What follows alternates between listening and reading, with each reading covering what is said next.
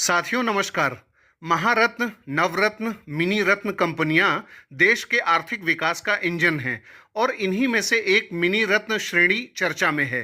केंद्रीय मंत्री डॉक्टर जितेंद्र सिंह ने सेंट्रल इलेक्ट्रॉनिक्स लिमिटेड यानी सीईएल कंपनी को मिनी रत्न श्रेणी 1 का दर्जा देने की घोषणा की है।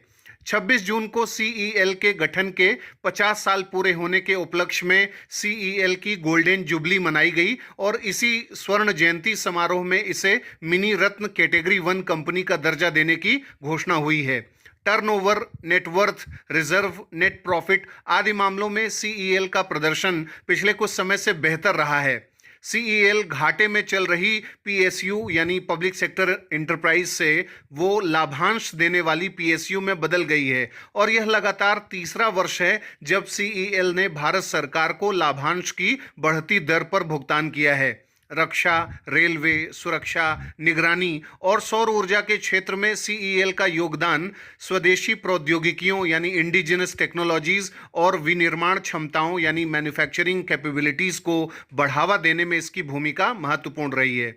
साथियों, मिनी रत्न कैटेगरी 1 स्टेटस प्राप्त करने के लिए किसी कंपनी को पिछले 3 वर्षों से लगातार प्रॉफिट करने वाली कंपनी होना जरूरी है और इसका प्रॉफिट 30 करोड़ रुपए का होना जरूरी है और वहीं सीईएल का प्रॉफिट पिछले 3 वर्षों में 58 करोड़ रुपए रहा है। इससे पूर्व इसी वर्ष grid controller of India limited यानी ग्रिड इंडिया को भी मिनी रत्न श्रेणी 1 कंपनी का दर्जा दिया गया है और इसके साथ ही भारत में मिनी रत्न कैटेगरी 1 और मिनी रत्न कैटेगरी 2 कंपनियों की कुल संख्या 77 हो गई है यानी 77।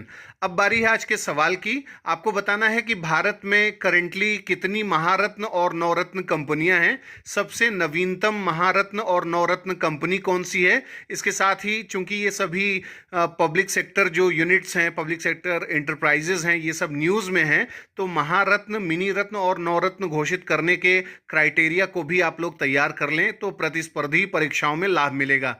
आप अपने उत्तर हमें कमेंट बॉक्स में जरूर बताएं। अगले कार्यक्रम में जल्द ही मिलेंगे। इजाजत दीजिए। नमस्कार।